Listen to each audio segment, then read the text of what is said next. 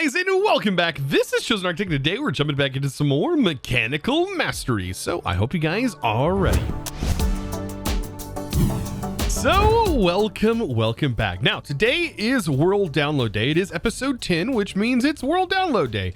And today I'm going to be doing something a little bit different. So I'm not going to provide you with this world if you're a supporter of any tier. You're going to get the current world as of episode 10, of course the end of episode 10.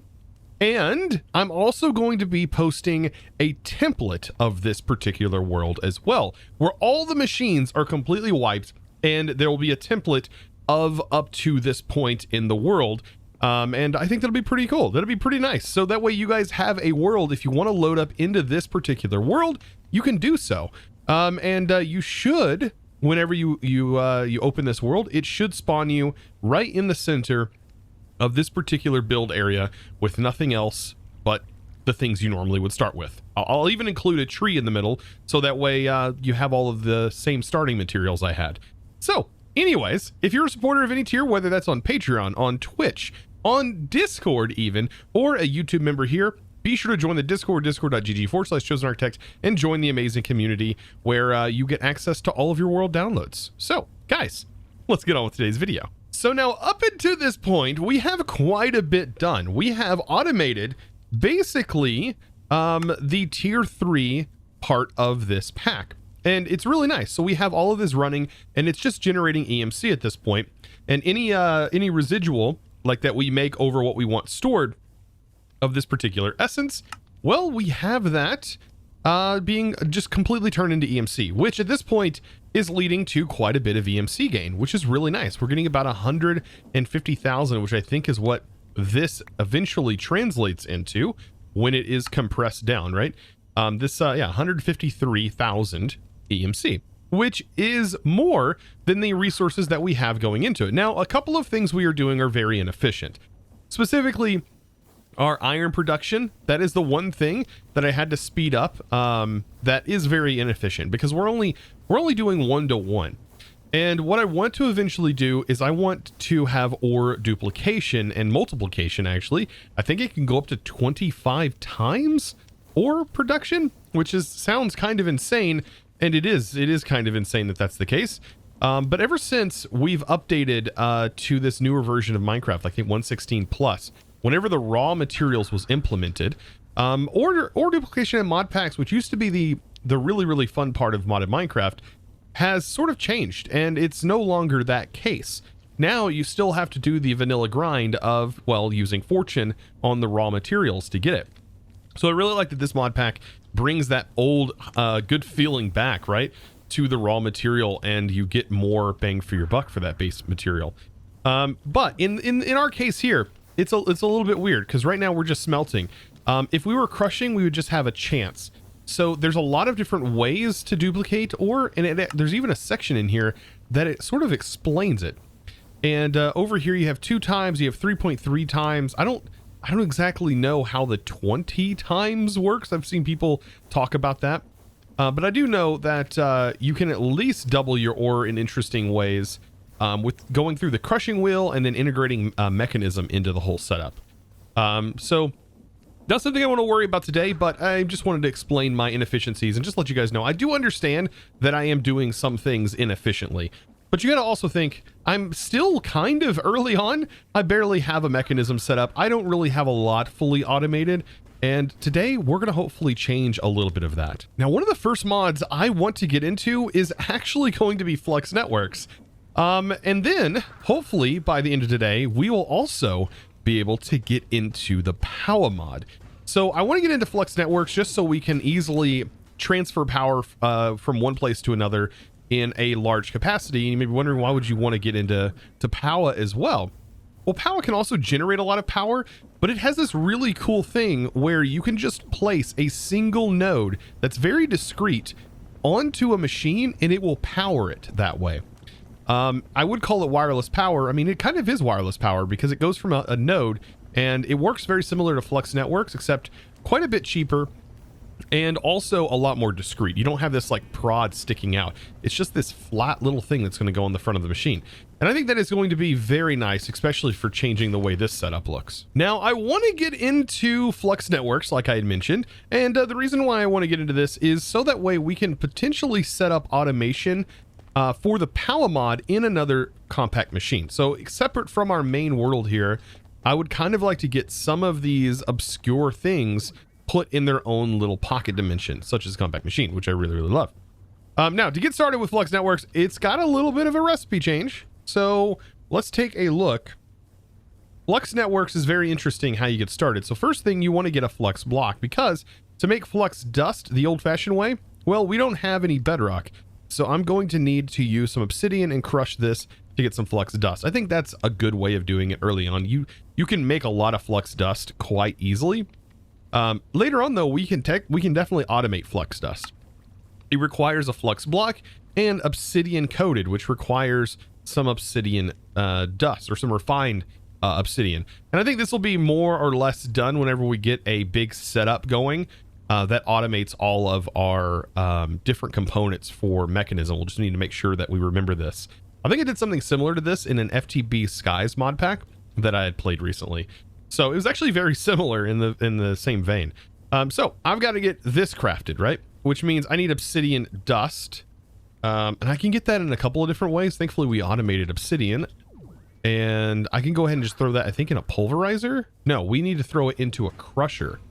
So I do have a crusher that's already being used right here.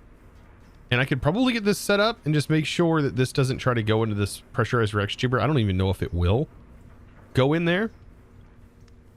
But let's try. Let's see. I can't even get that to go. Oh, I think it maybe needs to go in an enrichment chamber, doesn't it? To get crushed. Obsidian. Ah, yes. An enrichment chamber. Good old-fashioned enrichment chamber. Oh, how I forget. Yes. So I should be able to hopefully put one of these in. Maybe. Maybe it'll let me. No, it's not fast enough. Darn. Let's turn this off. Get these out. There we go. And then I can get that processed real quick. We will have a separate area dedicated to all of the stuff eventually, so I'm not crazy worried about that right now. But there we go. That's some basic obsidian dust to get the Flux networks started. Oh my goodness. And I have plenty of redstone at this point. I did go ahead and set up some production. Like, the way I have everything set up in my base is going to be a little hard to keep things inside of a storage unit like this. It is going to be hard because I have things just crafting redstone instead of redstone just constantly being generated. I think, though, redstone will be constantly generated whenever we start to produce cinder flour, and then we take the cinder flour and we have that cinder flour produced even further and turned directly into redstone, which is like a 1-to-1 conversion, which I want to get set up soon. Which I'm going to have to extend my setup up top in order to do that. So you're just kind of getting a glimpse of what's going on in my head right now, all of the thousands of things that I have to keep in mind before moving forward. But I think that'll be enough obsidian dust for right now. I can turn on the auto back on. There we go. And we're still producing steel at, I would assume, a maxed out rate. Yeah, this is like pretty much full. Okay, so all of that for some Flux networks here. Did I craft the redstone blocks? Pretty sure I did. They must have disappeared. Okay. So we have our basic block now, and now I can use obsidian and a bunch of redstone. And I can toss this all onto one of these blocks right here. Oop. Oh, I already crafted one apparently. So let me grab some building materials. And I just need this to go up 2 blocks like this. Have the obsidian on top here. And then just toss out all of the redstone. And then I punch this. Don't left click, you punch. And there we go. And it looks like it left out a single one. But if we craft up enough of this, we're not going to have to worry about it for a while, right? So I'll take all of my Flux dust and I'll do a couple of rounds of these. And we'll probably have plenty of Flux material for a while. I don't even know if we'll need to worry about it later on. Now, the basic things that you really need from Flux Networks is just going to be a plug, a point, Flux controller, and then I like to go ahead and use a storage from this. It gives me a little bit of a buffer, but you definitely don't have to have it. So plug is going to tap into our main network here, and I can hook into any side just like this. So the plug is going to receive the power, and we're pretty much just sending power straight through. And then we use a point to take the power from our network and move it elsewhere, right? Wirelessly. And it can even go cross-dimensionally, so long as you have a chunk loader. Now, a Flux controller is kind of cool. The Flux controller doesn't need to be attached to anything, but it is going to connect to our network and can wirelessly charge anything inside of our hotbar and inside of our Curo slots and things like that, such as this, my grid, which has been in here decharging for a very long time. Thankfully, it has a large quantity of power, so I haven't really had to worry about it. But it will keep it charged, you know, for things like that. Now, to create a network, you go to create a network, and I like to set mine to public when I'm playing in a single player world for you guys, if you guys want access to this in the world download. But in most cases, you're going to want it either encrypted with a password, which is really cool for servers, where you can kind of share it with others so long as you give them a password, or you can just set it to private if you don't want to share it with anybody. So I will set it to public, and keep in mind, everybody can see your network name that's on a server. So be wary what you name this, because you can, yeah, everyone can see it. Everyone. I like to call mine main. Of course, name it something that is specific to you on a server, because you'll be able to see everyone's. And then we can go ahead and make it green as our main. I like to just change the color. And then be sure to select it too. That's going to turn it on. Now, by default, it has a power limit of 800,000. You can always bypass that limit. I recommend, I don't think we're going to be producing that, but you can bypass it. And then there's also chunk loading. You can always make sure that this is chunk loaded as well, which in this case is a good idea. If you're on a server, all depends on the server config. Over here, it's the same thing. We want to select the network, because now we're drawing power from our network, and then I'm going to hook this up, and then I'm going to select the inventory slots. You can't select the main inventory, but I'm going to enable wireless and then hit apply, and that is going to apply to me because I am the owner of the network. I am selected on it, and I should now be receiving some power. And what we should notice is this is now fully charged. So yeah, anything that's inside of our bar here, look at that, fully charged, is going to be using our current power supply. Now on these basic storages, which are basically just power buffers, I'm going to go ahead and select the storage as well. And as you can see right here, I want to bypass the limit, and that is going to fully charge. You can see it's fully charged. Now power is going to go into this and also be pulled out of it once we have things hooked up to this flux point. So limiting our transfer on this to the 20,000, probably not a good idea.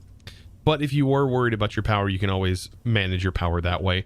There's also priority on this, which is really useful, and can basically change how you manage your network.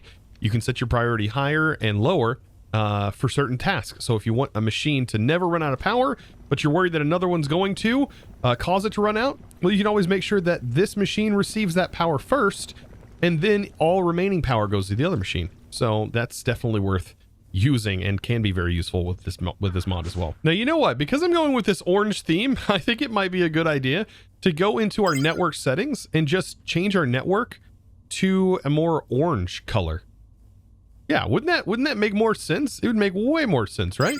And now all of my networks are now orange, and you can see this is also orange, which now fits in. So that's how you manage your network. You can always go into your network settings and modify some of those settings from there. So now it's time to go cross-dimensional and, well, get into the Powah mod. So this is going to be a little bit different, because we now need to take our refined storage and try to manage it and get it into this little cube here, into this compact machine that we set up a few episodes ago, right? So with the compact machines mod, we have a personal shrinking device that gets us into this thing. Now we want to make sure that we have this area chunk loaded. So I'm going to go ahead and chunk load my base at this point, make sure everything's selected, and then I'm going to hold down shift and go ahead and chunk load everything as well.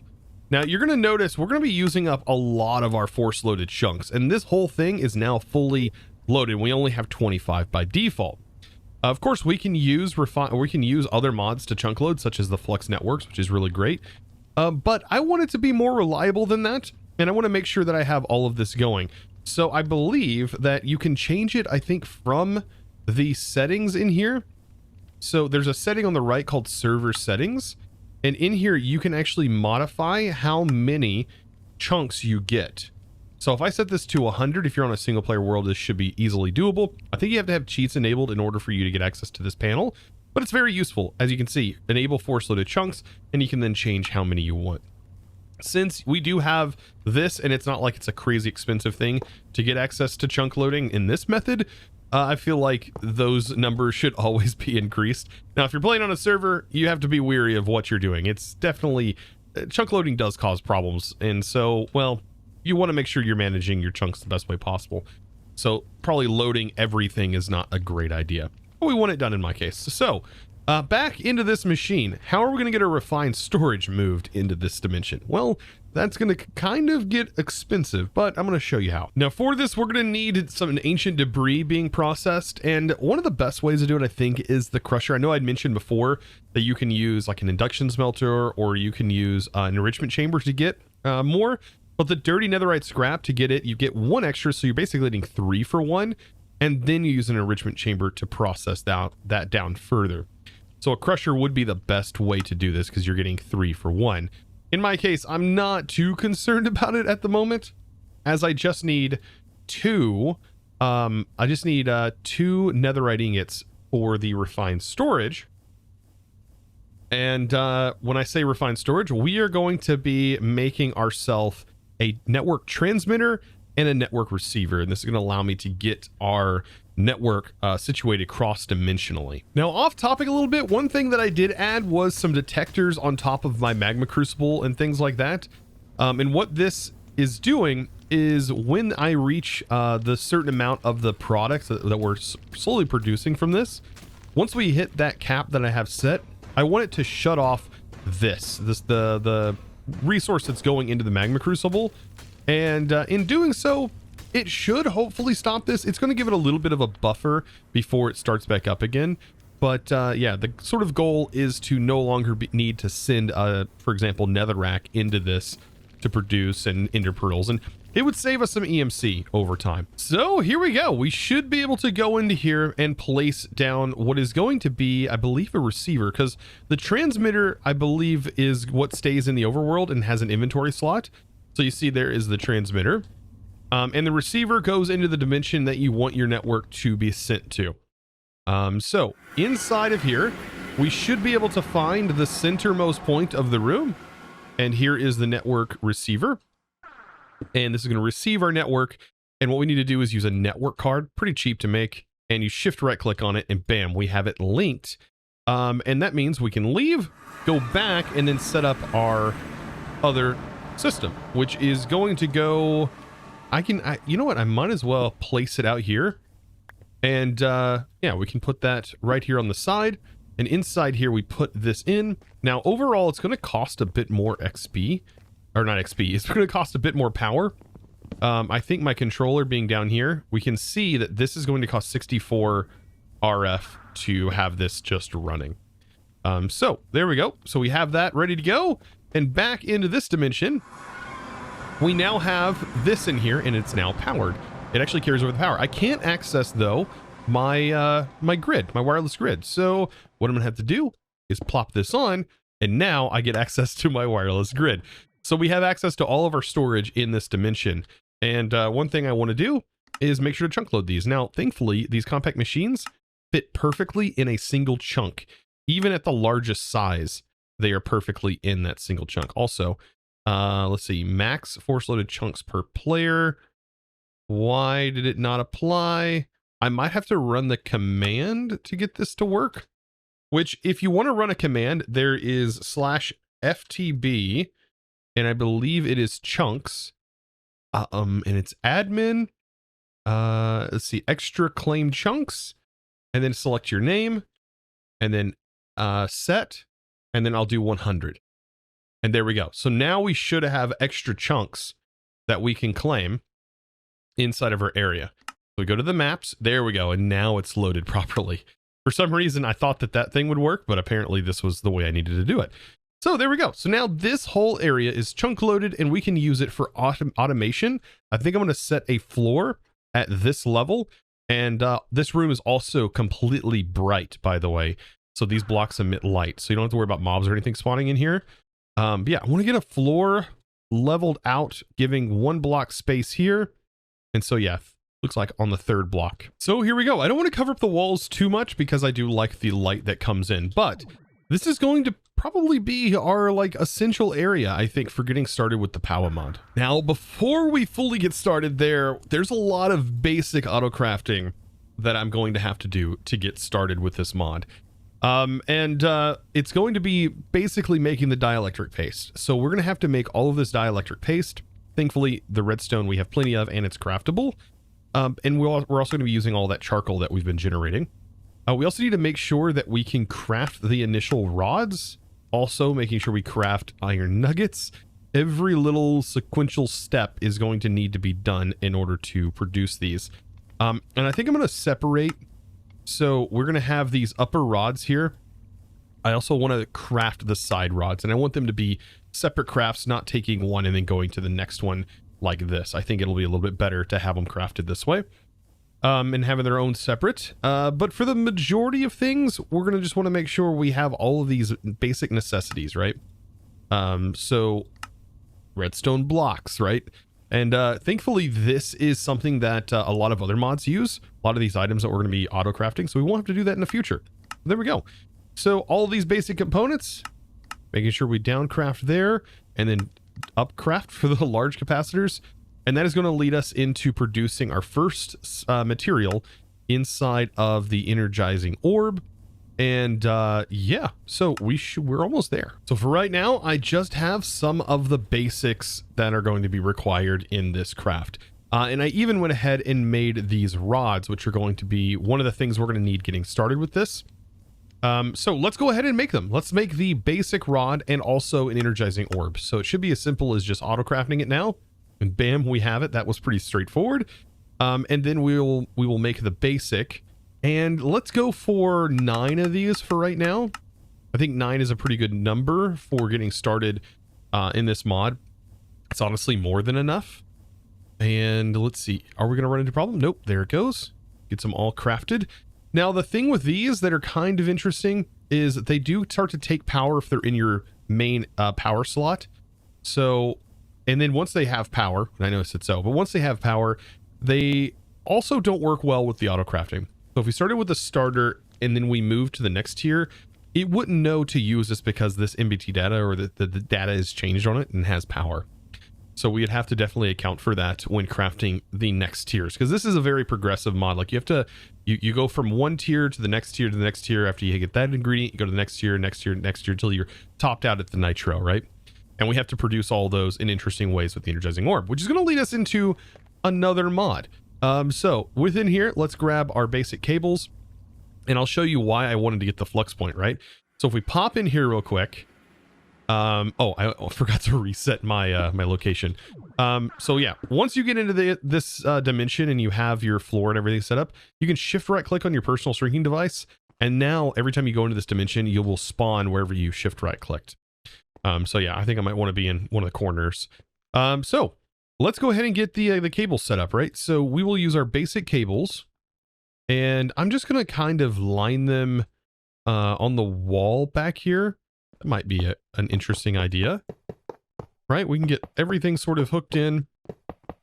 It'll be kind of cool looking, I think. So I have plenty of them. Now we only have 9 of these to work with, so I will place 9 of them in. So there we go. And there's another one. And there'll just be 3 per wall. So there you go. With all that in, there's our energizing orb. And it may seem kind of odd having that in here. Nothing's really going on yet. So let's change that. Let's go ahead and make a wrench.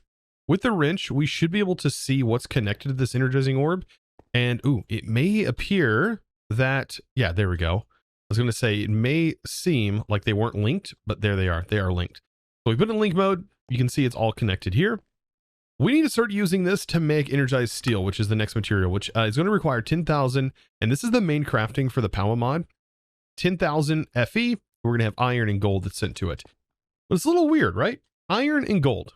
And you may think you can just hopper right to it. That's not exactly the case, because what'll end up happening when you go to, for example, try to hopper into it, you'll notice, oh shoot, it's sending everything. There's no like limit. It doesn't know what it's about to craft. There's no way to configure that.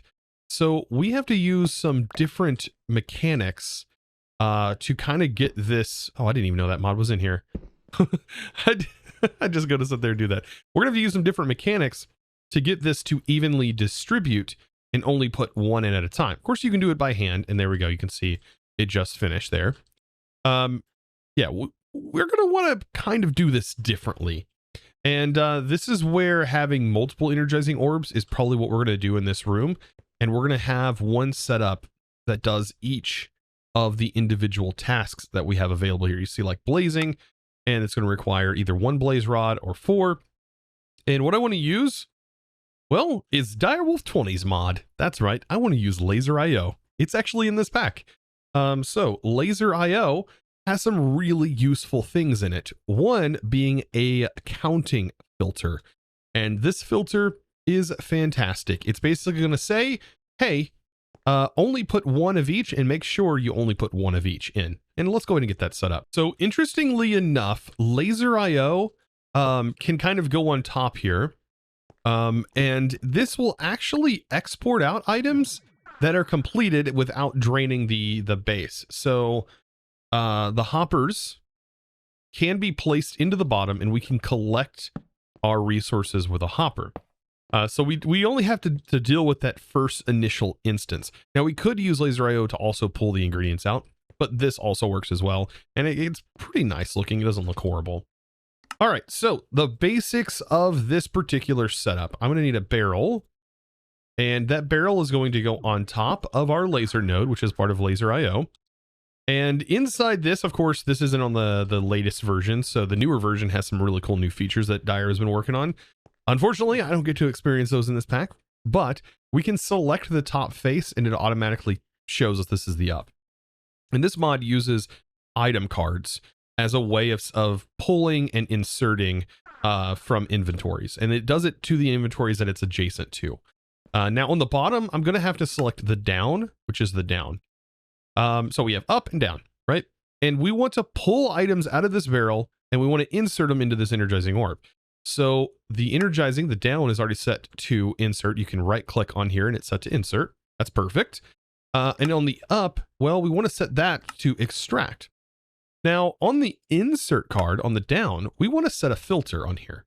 We want it to only be able to insert one of each of these. And so this is where that counting filter comes into play.